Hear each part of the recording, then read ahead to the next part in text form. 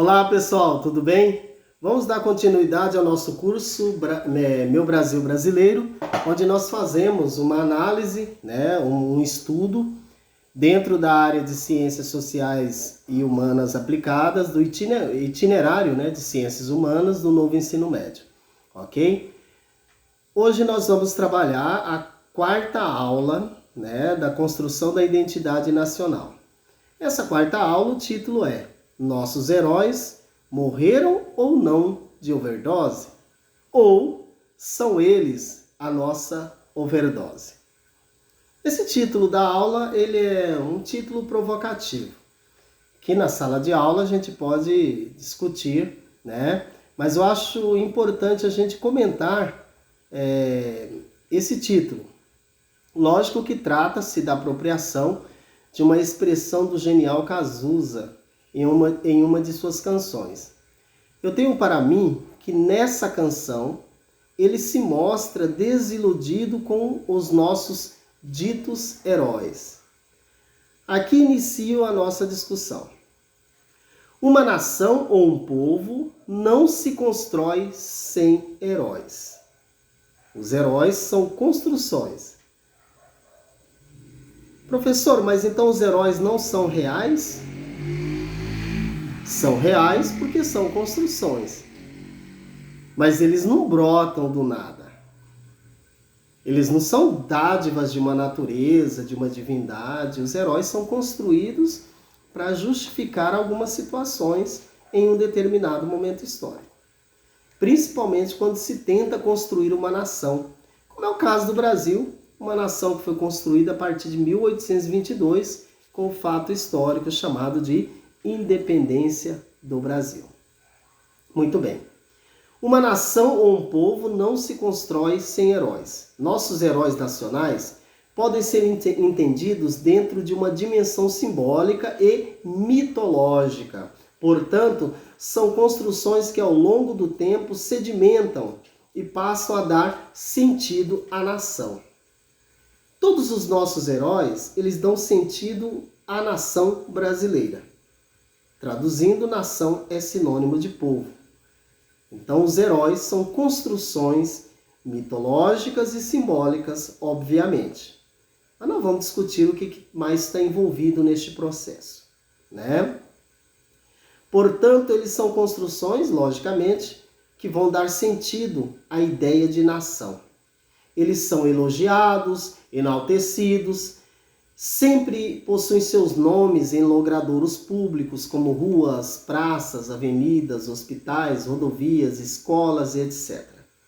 Os heróis nacionais são apresentados e criados e perpetuados no imaginário de uma nação para serem, sobretudo, exemplo a ser seguido. Nenhum herói construído, ele se torna desintegrador da nação. Lógico que nós temos novidades nos últimos tempos. Vamos ver o exemplo dos bandeirantes. Os bandeirantes paulistas. O que você sabe sobre os bandeirantes? Bem, com certeza você aprendeu na escola, desde o início do ensino fundamental, que os bandeirantes foram corajosos, desbravadores, enfrentaram desafios, foram inovadores e, sobretudo, foram patriotas e que trouxeram a civilidade aos indígenas do Centro-Oeste, por exemplo, de Mato Grosso e Goiás. Ou seja, os bandeirantes se tornaram símbolo de bravura e símbolo de civilização, certo? Pois bem, e talvez um dos elementos que pouco se diz, mas que hoje a gente comenta bastante, é que os bandeirantes também, de certa forma, eles se transformavam num exemplo de enfrentamento à coroa portuguesa. Como vocês sabem, estava em vigor nos tratados internacionais um tratado chamado Tratado de Tordesilhas. E as incursões, as entradas dos bandeirantes para o interior do Brasil extrapolava o Tratado de Tordesilhas. Então, de certa forma, os bandeirantes eram tidos como verdadeiros patriotas nacionalistas. Por quê? Porque os bandeirantes afrontavam e desrespeitavam, entre aspas, as determinações da coroa portuguesa, que logicamente, para não criar atrito com a Espanha, né, Portugal priorizava o respeito ao Tratado de Tordesilhas. Esse mito, como todos os mitos nacionais, são frutos de construções históricas. E como tal, sujeitos também a revisões. Ou seja, chega um momento em que a galera olha e diz, espera aí, isso não faz mais sentido. Lembra, por exemplo, eu vou citar para vocês, o mês de julho de 2020, quando nós tivemos um movimento de passeatas e protestos que iniciou nos Estados Unidos, em oposição ao racismo intitulado Black Lives Matter, né? Vidas negras importam, né? O movimento, na verdade, ele surgiu em 2013, mas com o acontecimento do assassinato, do homicídio do George Floyd, um afro-americano em Minneapolis, nos Estados Unidos, né? Começou a gerar uma série de ataques, por exemplo, a estátuas que representavam símbolos escravocratas no mundo inteiro, né? Através de pichações e até no arremesso, né? De retiradas desses monumentos, né? E nessa época, não sei se vocês lembram, então, aconteceu também lá em São Paulo um ataque, né? Uma tentativa de incêndio, de vandalismo, pode-se dizer assim, a estátua do Borba Gato, né? Um bandeirante famoso, e que, ou seja, é um exemplo de que a sociedade começa a questionar. Esses heróis são de barro, esses heróis, eles não trazem mais a mensagem que fazia sentido na época da escravidão, porque os bandeirantes, sobretudo, vocês sabem, eles começaram a sua atividade recapturando escravos nos sertões do Brasil, correto? Então, isso significa que os nossos heróis envelhecem, perdem sentido e significância.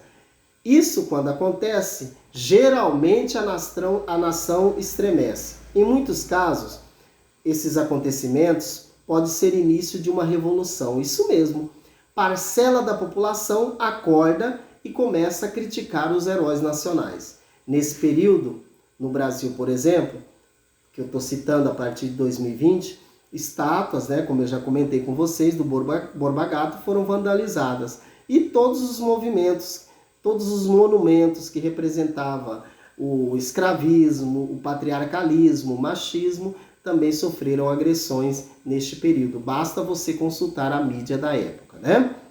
Aí nós vamos pensar no professor Peter Burke, né? Um professor historiador, e ele dá umas dicas para nós, dizendo o seguinte: os heróis são, em grande maioria, do passado, ao ser reproduzidos ou lembrados em cerimônias, livros didáticos na escola, por exemplo, em palestras, faz com que, mesmo sendo do passado,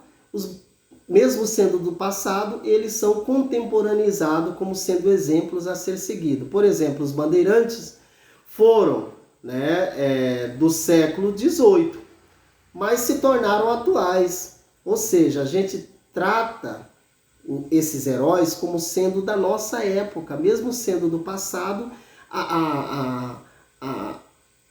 O discurso, né, o discurso de contemporaneizar, ou seja, colocar os nossos heróis como sendo atuais, ele é muito intenso. Isso é feito pelas igrejas, pelas escolas, pelas instituições estatais, geralmente, e pela própria sociedade, as instituições sociais, como, por exemplo, as famílias e assim por diante.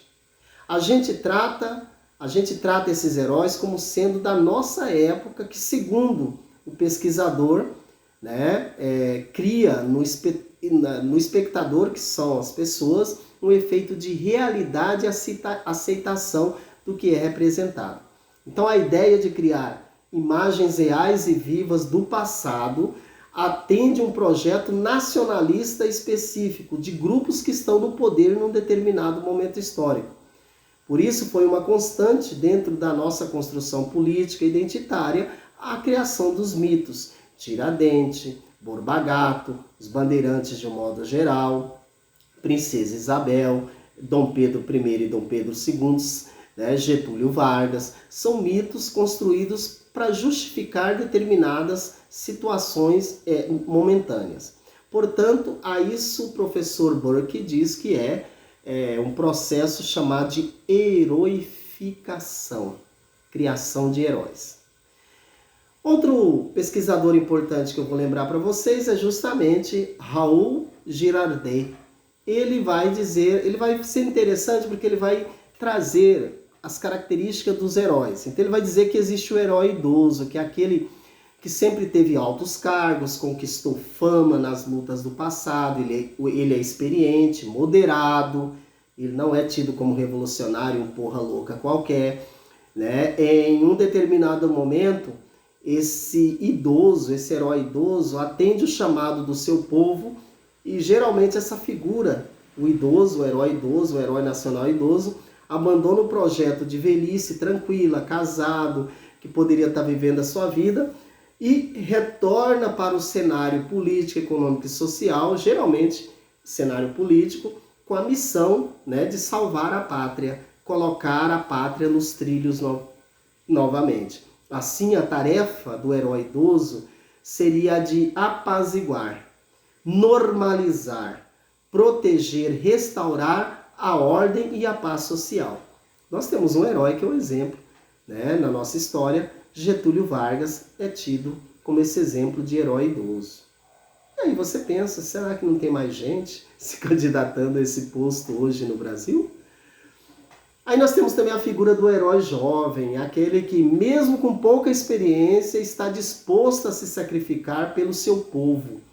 Geralmente ele é corajoso, não reluta em fazer aquilo que deve ser feito, é audacioso, arrogante no sentido de peitar o sistema, se caracteriza também por ser impetuoso, falar o que pensa, é audacioso e geralmente esse tipo de herói conquista a juventude, que geralmente a juventude se vê representada nesse discurso de rompance, de rapidez, de opor-se à ordem estabelecida. Aí nós temos também o herói providencial. É aquele que representa os fundamentos da pátria, né? As antigas instituições como família, pátria, né? Baseado nesses elementos do passado. Geralmente esse tipo de herói nacional, ele pretende representar e enfrentar os desafios do presente, se considerando também como guardião de um passado glorioso. É mais ou menos isso. Então nós podemos dizer, um exemplo, a gente pode colocar, seria o Dom Pedro II. O Dom Pedro II é um exemplo, porque o Dom Pedro II vai ser colocado como o exemplo, né, de um novo Brasil que surgia, certo? Aí nós temos, por fim, também o herói profeta, é aquele que supostamente é conduzido por um impulso sagrado, ele pretende guiar, ele é um farolete da moralidade, representante dos deuses, das divindades aqui na Terra, e o objetivo dele é guiar a nação, a pátria, num caminho futuro. Geralmente são ótimos oradores, né? Eles possuem muito carisma e geralmente eles vinculam o seu destino pessoal ao destino coletivo. No Brasil nós temos um exemplo, o líder revolucionário, né, Antônio Conselheiro, sendo um exemplo desse modelo de herói nacional, herói profeta. Então percebam que a utilização do passado, no sentido de apontar o uso da história como meio para adquirir legitimidade política e benefícios frente a questões e posicionamentos sociais específicos, ou seja, ao longo da nossa história, vários interesses distintos trabalharam no campo da seleção dos acontecimentos e na escolha dos nossos heróis. Vejo que trata-se, portanto, de conflitos de interesse que envolvem sistemas de reconstrução dos acontecimentos nacionais. Em cada momento na construção de uma nação e de um povo, como por exemplo o povo brasileiro, há um jogo de forças. O grupo dominante sempre deseja impor seus heróis ao restante, à nação.